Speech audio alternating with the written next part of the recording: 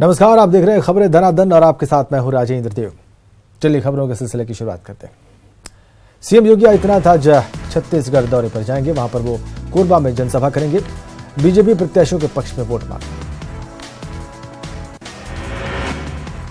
लखनऊ में सीएम योगी की अध्यक्षता में नीति आयोग की तीसरी समीक्षा बैठक हुई और इसमें सीएम योगी ने बीते 1.5 साल में हुए विकास कार्यों का जायजा लिया। नीति आयोग के उपाध्यक्ष राजीव कुमार की अगुवाई में पहुंचे विशेष दल ने इस दौरान यूपी में हुए विकास कार्यों की समीक्षा की। नीति आयोग ने इस दौरान शिक्षा, स्वास्थ्य, ग्रामीण विकास, पेयजल और स्वच्छता, इसके अलावा सिंचाई, जल संसाधन, उद्योग और कृषि जैसे 8 विभागों के बनाए गए एक्शन प्लान की एक-एक करके समीक्षा की। साथ ही यह भी कहा कि योगी सरकार जिस तरह से काम कर रही है वो तारीफ के काबिल है। मंगलवार को हुई योगी कैबिनेट की बैठक में 9 अहम प्रस्तावों पर मुहर लगी। बैठक के दौरान फैजाबाद और इलाहाबाद के नाम को बदलने पर भी कैबिनेट ने मुहर लगा दी।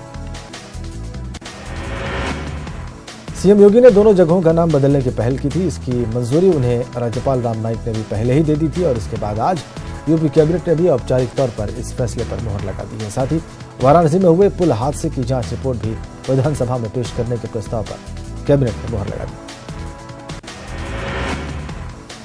प्रदूषण नियंत्रण बोर्ड और नगर निगम के अधिकारियों ने KGMU, Lari cardiology, dental department, Balrampur अस्पताल, होटल क्लार्क, जेमिनी होटल में छापेमारी की।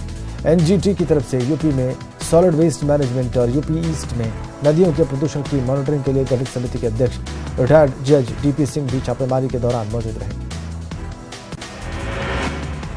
फटकार के बाद सक्रिय यूपी पॉल्यूशन कंट्रोल बोर्ड ने राज्य भर के 319 बड़े संस्थानों को नोटिस भेजा है। इनमें सरकारी और निजी मेडिकल कॉलेज, विश्वविद्यालय, शिक्षण संस्थान, नामी गिरामी होटल, आवासीय कॉलोनीज, अपार्टमेंट, तमाम चीजें शामिल हैं। 1984 सिख दंगा मामले को लेकर सुप्रीम कोर्ट की ओर से बनाई गई SIT के तीसरे सदस्य की नियुक्ति के लिए डेलीगेशन ने राष्ट्रपति से मुलाकात की। इसके बाद बीजेपी सांसद मीनाक्षी लेखी ने कहा कि उन्होंने राष्ट्रपति से SIT के तीसरे सदस्य की जल्द नियुक्ति की मांग की। उन्होंने कहा कि बीजेपी हमेशा से 84 दंगा पीड़ित सिख परिवारों के साथ है और सरकार उनकी हर मुमकिन मदद करेगी। आपको बताएं कि 2017 में सुप्रीम कोर्ट ने मामले में 3 सदस्यों की SIT जस्टिस ढींगरा की अगुवाई में बनाई थी, जिसे 2 महीने में मामले में अपनी रिपोर्ट देनी थी। महाराष्ट्र समाजवादी पार्टी के अध्यक्ष अबू आजमी के खिलाफ FIR दर्ज हुई। अबू आजमी पर सीएम योगी पर विवादित टिप्पणी करने का आरोप लगा है। बरेली के आंवला इलाके में वोटर लिस्ट में देश के बड़े नेताओं के नाम शामिल कर दिए गए। मामले का खुलासा होने पर अधिकारियों ने मामले की जांच बिठा दी है और वोटर लिस्ट को सुधारने के आदेश दिए। यहां की वोटर लिस्ट में BSP सुप्रीमो मायावती, सपा के राष्ट्रीय अध्यक्ष अखिलेश यादव, कांग्रेस राष्ट्रीय अध्यक्ष राहुल गांधी और भाजपा सांसद वरुण गांधी को वोटर बना दिया गया है। 2019 चुनाव के लिए इन दिनों मतदाता पुनरीक्षण अभियान चलाया जा रहा है, लेकिन अभियान चलाने वाले अधिकारी और कर्मचारियों की लापरवाही से इतनी बड़ी गड़बड़ी हो गई। बीजेपी के प्रदेश महामंत्री विजय बहादुर पाठक ने बागपत में बीजेपी नेताओं और कार्यकर्ताओं के साथ आगामी चुनाव को लेकर समीक्षा बैठक की।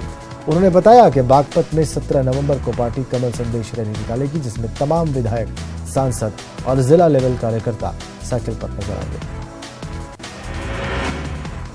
शहरों के नाम बदलने पर विजय बहादुर पाठक ने कहा कि राजनीतिक लोग ही शहरों के नाम बदलने का विरोध कर रहे हैं। जनता सरकार के फैसलों का स्वागत कर रही है। हमारी सरकार जनता की भावनाओं को ध्यान में रखते हुए काम कर रही है।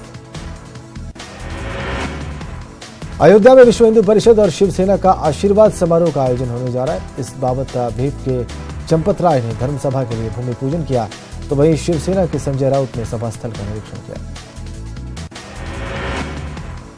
दोनों सभाओं में लाखों हिंदूवादी संगठनों के लोग और भारी संख्या में राम भक्त अयोध्या में इकट्ठे होंगे और मंदिर निर्माण को लेकर हो रही देरी के लिए सरकार के ऊपर दबाव बनाएंगे। अयोध्या में 24 और 25 नवंबर को शिवसेना प्रमुख के दौरे का विरोध शुरू हो गया है। अयोध्या के संयुक्त व्यापार मंडल का कहना है कि जब महाराष्ट्र में शिव सैनिकों द्वारा उत्तर भारतीयों को डंडे से मारकर पीट कर भगाया जा रहा था, तब उद्धव ठाकरे कहां थे। साथ ही विरोध इस बात का भी हो रहा है कि अगर शिवसेना दलित एक्ट के मुद्दे पर समर्थन कर सकती है तो अब तक राम मंदिर निर्माण के लिए केंद्र सरकार पर दबाव क्यों नहीं डाला। संयुक्त व्यापार मंडल के अध्यक्ष नवीन पांडे ने कहा कि महाराष्ट्र में इनकी छवि खराब हो रही है, इसलिए उत्तर प्रदेश में राजनीति चमकाने के लिए अयोध्या आ रहे हैं। मेरठ के सरधना सीट से विधायक संगीत सोम की सोम सेना के कार्यकर्ताओं की क्लास एक रिटायर्ड महिला टीचर ने भी सड़क पकड़ ली। समाज सेवा करने वाली टीचर ने गलत मुद्दे को लेकर राजनीति करने वालों को जमकर कोसा। उन्होंने कहा कि जिस राजनीति से आम लोगों को और बुजुर्गों को परेशानी हो, ऐसी राजनीति का क्या फायदा। महिला के इस उग्र और निडर व्यवहार को देखकर कार्यकर्ता पानी पानी हो गए। कुछ तो मुंह छिपाकर निकल गए। कार्यकर्ता अपने एक साथी के साथ हुई मारपीट के मामले में आरोपियों की गिरफ्तारी को लेकर धरना दे रहे थे। भाजपा प्रदेश अध्यक्ष महेंद्र नाथ पांडे ने मंगलवार को एटा पहुंचकर कुसाड़ी में बूथ सम्मेलन में कार्यकर्ताओं को सम्मानित किया। उन्होंने कहा कि कार्यकर्ता बूथ कमेटियों के माध्यम से मोदी और योगी की योजनाओं को गांव-गांव तक पहुंचा रहे हैं। कांग्रेस ओबीसी वर्ग के प्रदेश प्रभारी अनिल सैनी ने मंगलवार को सीतापुर कांग्रेस कार्यालय पहुंचकर भाजपा सरकार पर हमला बोला। उन्होंने कहा कि मोदी सरकार ने बीते 4 साल में ऐसा कोई काम नहीं किया जो ओबीसी वर्ग के लिए किया हुआ माना जाए। हरदोई में भाजपा जिलाध्यक्ष ने बुजुर्ग की आंखों में आंसू देखकर पुलिसकर्मियों को फटकार लगाई। जिलाध्यक्ष ने पुलिसकर्मियों को बुजुर्ग की शिकायतों पर कार्रवाई करने की चेतावनी भी दी। उत्तर प्रदेश विधानमंडल की महिला एवं बाल विकास संबंधी उप समिति की 10 सदस्यीय टीम बदायूं पहुंची। समिति के अध्यक्ष डॉक्टर संगीता बलवंत ने बाल विकास सेवा एवं पुष्टाहार विभाग, बेसिक शिक्षा विभाग, चिकित्सा स्वास्थ्य एवं परिवार कल्याण और महिला कल्याण विभाग का स्थलीय निरीक्षण और योजनाओं की समीक्षा बैठक की।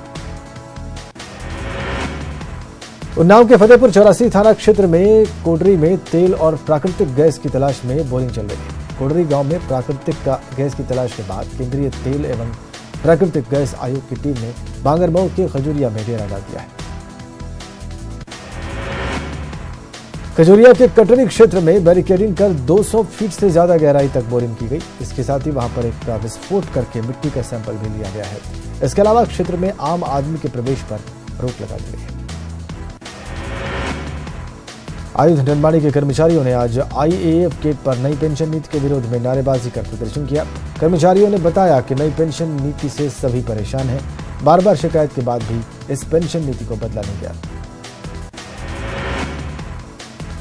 सीतापुर नगर पालिका में सभासदों ने नगर पालिका के अधिशासी अधिकारी को पालिका परिसर से बाहर नहीं जाने दिया और परिसर का मुख्य दरवाजा बंद कर ईओ की कार्यशैली से नाराज होकर हंगामा किया। झांसी के बाद नोएडा में बुलेट राजा सामने आया है, जो कि खुलेआम फायरिंग करके दहशत फैला रहा है। साथ ही नाबालिगों के हाथों से भी हवाई फायरिंग करवा रहा है। हमीरपुर जिले के खुर्द गांव में तालाब में नहाने गई 3 बच्चियों की डूबने की वजह से मौत हो गई। सूचना पर मौके पर पहुंची पुलिस ने स्थानीय लोगों की मदद से तीनों की लाश को तालाब से निकाला और हॉस्पिटल पहुंचाया। वहीं हादसे के बाद से बच्चियों के घर वालों का रो रो कर बुरा हाल है। लोगों के मुताबिक एक बच्ची डूब रही थी, जिसे बचाने की कोशिश में 2 और बच्चियों को भी उनकी भी डूबने से मौत हो गई।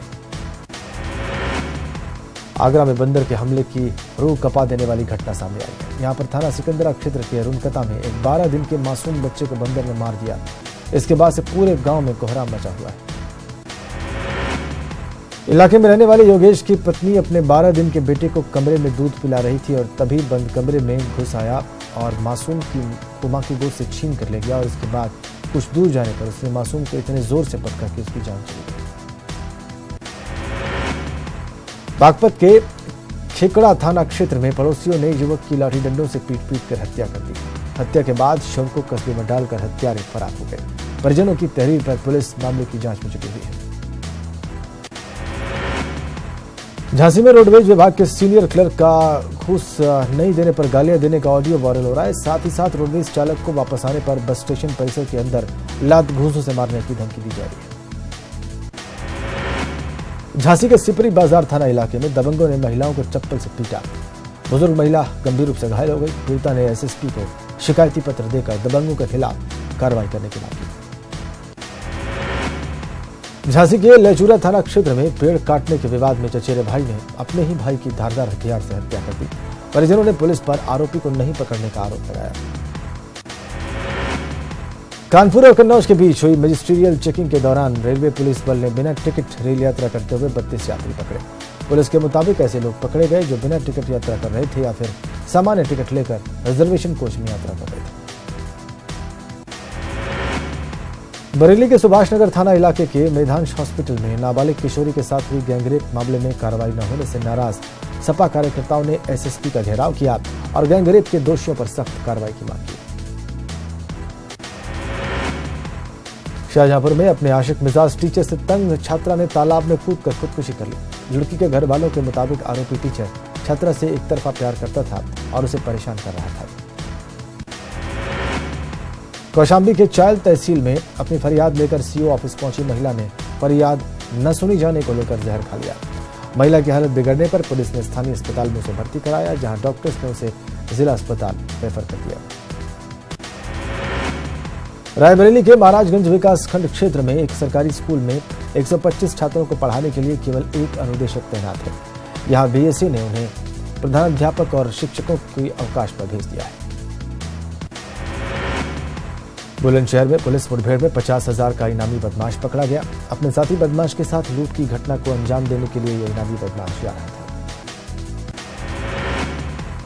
हरदोई की अतरौली थाना क्षेत्र में पुलिस ने अवैध असलहा फैक्ट्री का भंडाफोड़ करते हुए 4 लोगों को गिरफ्तार कर लिया और मौके से 6 तमंचे समेत असलहा बनाने का उपकरण भी बरामद किया।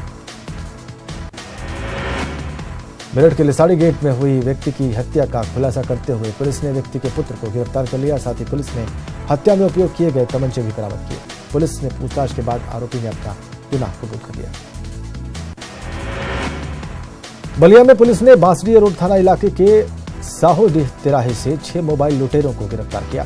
साथ ही पुलिस ने गैंग से लूट के 5 मोबाइल फोन भी बरामद किए। हरदोई के संडीला में रेलवे ट्रैक पर आईपीएल फैक्ट्री कंपनी में हेल्पर के पद पर काम करने वाले युवक का शव मिलने से हड़कंप मच गया। परिजनों ने हत्या कर शव को फेंके जाने की आशंका जाहिर की। हमीरपुर में 3 दिन से आदमखोर तेंदुआ लोगों के लिए आफत बना हुआ है। इस तेंदुए ने अब तक 7 लोगों को अपना शिकार बनाकर गंभीर रूप से जख्मी कर दिया। इसे पकड़ने के लिए 3 जिलों के वन विभाग के कर्मियों के साथ खुद जिला प्रशासन भी लगा हुआ। उन्नाव के बिहार थाना इलाके में जनरल स्टोर की दुकान में आग लग गई। मौके पर पहुंची फायर ब्रिगेड की टीम ने बहुत मशक्कत के बाद इस आग पर काबू पाया। आग से लाखों रुपए का माल जलकर खाक हो गया। सीतापुर के मिश्रिख कोतवाली इलाके के कर्मसेपुर के पास मंगलवार को एक रोडवेज बस बेकाबू होकर पलट गई। इस हादसे में कई लोग जख्मी हो गए। उन्हें इलाज के लिए मिश्रिख हॉस्पिटल में भर्ती कराया गया। 3 दिन तक चलने वाला आस्था का महापर्व छठ का आज समापन हो गया। व्रतियों ने उगते सूर्य को अर्घ्य देकर अपना व्रत तोड़ा। यूपी समेत पूरे देश में नदी तालाब के किनारे बने घाटों पर की गई है पूजा अर्चना। बलिया में भी छठ महापर्व बहुत धूमधाम के साथ मनाया गया। यहाँ पर व्रती महिलाओं के साथ साथ रसना के क्षेत्रीय विधायक उमाशंकर सिंह ने भी अपने परिवार के साथ विधि विधान से छठ पर्व मनाया। उन्होंने व्रती महिलाओं को पूजा सामग्री और फल के प्रसाद का वितरण भी किया। गोरखपुर में भी नदी से लेकर तालाबों तक छठ की धूम दिखाई दी। महिलाओं ने छठ महापर्व के दूसरे दिन अस्तगामी सूर्य को अर्घ्य देकर विधि विधान से पूजा अर्चना की। छठ पर्व सुख और समृद्धि के प्रतीक के रूप में मनाया जाता है। भदोही में भी छठ पर्व का बहुत धूमधाम से उसे मनाया गया। वहां पर सैकड़ों की संख्या में महिलाओं ने रामपुर गंगा घाट पर डूबते हुए सूर्य को अर्घ्य देकर विधि विधान से पूजा अर्चना की। फिरोजाबाद में पुलिस ने पूनम हत्याकांड का खुलासा करते हुए पूनम के पति को गिरफ्तार कर लिया। पुलिस ने सीसीटीवी कैमरे की मदद से हत्याकांड का खुलासा किया। उसकी पूछताछ में आरोपी पति ने अपना गुनाह भी कबूल कर लिया। कुशीनगर में आस्था के महापर्व पर महिलाओं ने बड़ी संख्या में घाटों पर पहुंचकर पूजा अर्चना की। महिलाओं ने छठी मैया की वेदियों पर पूजन सामग्री सजाने के बाद विधि विधान से पूजा की और डूबते सूर्य को अर्घ्य दिया।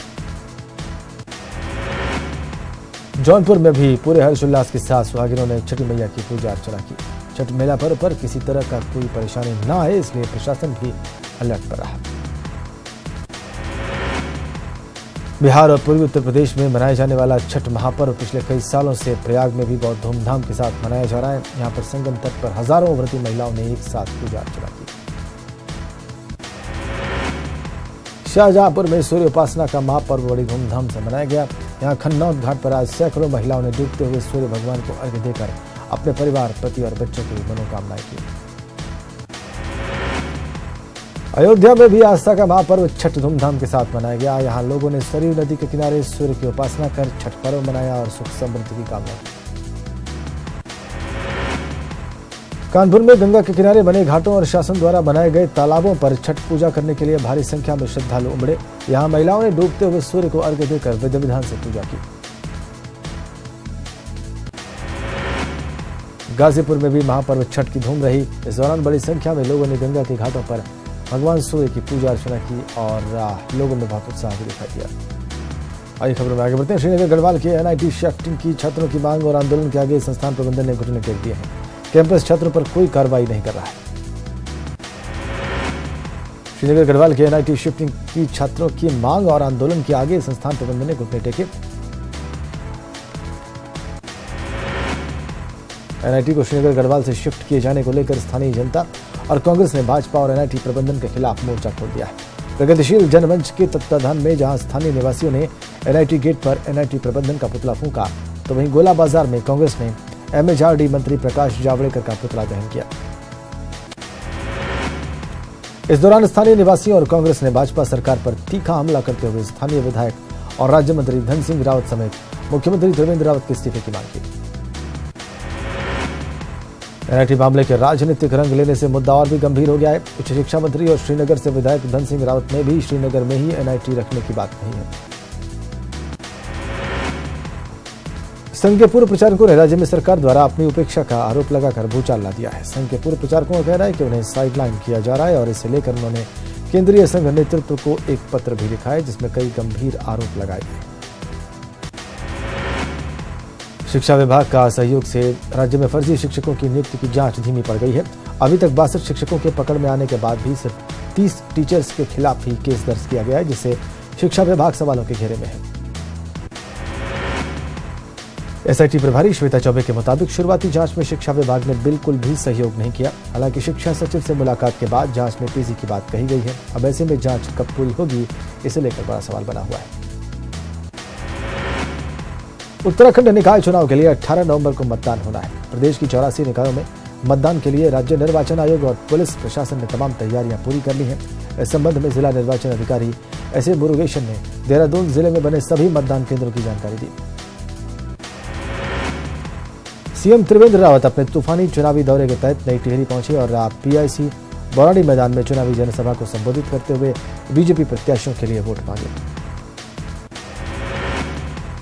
मुख्यमंत्री ने विकास कार्यों को गिनाते हुए कहा कि हमने वादा किया था कि हमने टिहरी झील में कैबिनेट और टिहरी लेक फेस्टिवल करवाकर झील को अंतर्राष्ट्रीय स्तर पर पर्यटन के क्षेत्र में अलग पहचान दिलाने का काम किया। हम भ्रष्टाचार मुक्त सुशासन वाले सरकार चला रहे हैं और यदि आपने हमारा साथ दिया तो हम विकास के नए आयाम लिख देंगे।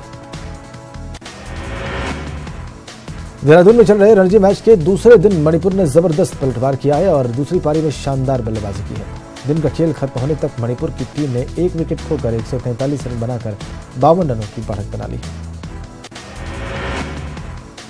तीसरे दिन उत्तराखंड के सामने मणिपुर को जल्द समेटने की चुनौती होगी। वहीं इससे पहले उत्तराखंड के नॉट आउट बल्लेबाज रजत भाटिया और वैभव पवार ने पारी को आगे बढ़ाया। दोनों ही बल्लेबाजों ने अपने अर्धशतक पूरे किए, लेकिन रजत भाटिया के आउट होते ही उत्तराखंड की पारी ढह गई और 228 रनों पर पूरी टीम सिमट गई। उत्तराखंड में भी बारिश होने से ठंड बढ़ गई है। मौसम विभाग ने 13 और 14 नवंबर को ऊंचाई वाले क्षेत्रों में बर्फबारी और निचले इलाकों में बारिश होने की आशंका जाहिर की। कुमाऊं के पहाड़ी क्षेत्रों में मौसम विभाग द्वारा बारिश का पूर्व अनुमान सही साबित हुआ। चंपावत में मूसलाधार बारिश होने से पहाड़ी क्षेत्रों में ठंड ने भी दस्तक दे दी। मसूरी शहर के अधिकांश क्षेत्रों में पानी की समस्या से लोग परेशान हैं, लेकिन जल संस्थान कोई कदम नहीं उठा रहा। स्थानीय लोग हाथीपांव क्षेत्र से पानी ला रहे हैं। श्रीनगर गढ़वाल स्थित राजकीय मेडिकल कॉलेज पहुंची ब्रिगेडियर प्रेरक मित्तल के नेतृत्व में सेना की 6 सदस्यीय टीम ने कॉलेज की भूमि और निर्माणाधीन नर्सेज हॉस्टल के साथ बेस हॉस्पिटल में आवासीय परिसर और डॉक्टर्स हॉस्टल्स का निरीक्षण किया। पिछले 1 महीने से उत्तराखंड में विद्या भारती और टीम पृथ्वी के सहयोग से यूरोपियन देशों के एस्टोनियस या बेबीलॉज म्यूजिक बैंड सरकारी और निजी स्कूलों में अपनी उपस्थिति देकर धमाल मचा रहे हैं। गुलदार की खाल के साथ गिरफ्तार हुए वकील दीवान सिंह के विरोध में आज अल्मोड़ा में वकीलों ने पुलिस के खिलाफ जुलूस निकाला। वकीलों ने कहा कि एसओजी और पुलिस गरीब लोगों को परेशान कर रहे हैं। उत्तरकाशी में पिछले 28 दिनों से दुग्ध संघ फील्ड कर्मचारी अपने पुनर्नियुक्ति और नियमितीकरण की मांग को लेकर अनिश्चितकालीन हड़ताल पर है। मांग पूरी नहीं होने पर उग्र आंदोलन की उन्होंने चेतावनी दी। नैनीताल में निकाय चुनाव के जोर पकड़ने के साथ ही प्रशासन ने भी चुनाव के लिए तैयारियां पूरी कर ली हैं। डीएम नैनीताल ने बताया कि 127 संवेदनशील और 172 अति संवेदनशील केंद्र बनाए गए हैं, जिसमें पुलिस को तैनात किया गया है। दीपावली के बाद रामनगर में निकाय चुनाव ने जोर पकड़ लिया है। यहां निकाय प्रत्याशी घर घर जाकर जनता से वोट मांग रहे हैं। नैनीताल जिले में निकाय चुनाव को प्रभावित करने के लिए शराब का जबरदस्त इस्तेमाल हो रहा है। चुनाव की घोषणा के बाद से अब तक आबकारी विभाग ने 20 लाख रुपए से ज्यादा की अवैध शराब बरामद की है। वहीं अल्मोड़ा के विकास भवन पहुंचे कुमाऊं कमिश्नर ने निकाय चुनाव की तैयारियों को लेकर अधिकारियों के साथ बैठक की। राजधानी देहरादून में दिन दहाड़े सराफा व्यापारी से लूट की घटना ने पुलिस की सुरक्षा व्यवस्था पर सवाल खड़े कर दिए। घटना शहर कोतवाली के घंटाघर पर मौजूद पुलिस पिकेट से सिर्फ 50 मीटर की दूरी पर है। उत्तराखंड में केंद्रीय मंत्री अनंत कुमार को श्रद्धांजलि दी गई। बीजेपी मुख्यालय में आयोजित शोक सभा में पार्टी के पदाधिकारियों सहित कार्यकर्ता और राज्य मंत्री धन सिंह रावत मौजूद रहे। फिल्म केदारनाथ के टीजर के बाद ट्रेलर भी जारी हो चुका है। उत्तराखंड के बाद अब फिल्म का संत समाज ने जबरदस्त विरोध किया है। संतों ने एक सुर में फिल्म को पूरी तरह से बैन करने की मांग की। केदारनाथ फिल्म का ट्रेलर रिलीज होने के बाद अब रुद्रप्रयाग में भी फिल्म का विरोध शुरू हो गया है। रुद्रप्रयाग विधायक भरत सिंह चौधरी ने इसे आस्था पर कुठाराघात बताया और कहा कि जैसा फिल्म में दिखाया गया है ऐसी कल्पना भी केदारनाथ में नहीं की जा सकती। साल 2019 में बेरोजगार युवाओं के लिए उत्तराखंड अधीनस्थ सेवा चयन आयोग बम्पर भर्तियां निकालने जा रहा है। विभिन्न विभागों की ओर से 2000 पदों को भरने के लिए आयोग को लिखित तौर पर दे दिया गया है, जिसके लिए दिसंबर महीने में विज्ञापन निकालने की आयोग ने तैयारी कर ली। सहायक अध्यापक के 921 पद, सहायक लेखाकार के 200 पद, कनिष्ठ सहायक के 250 पद, ITI अनुदेशक समेत कई विभागों में कुल मिलाकर 2000 पदों को भरे जाने की तैयारी है।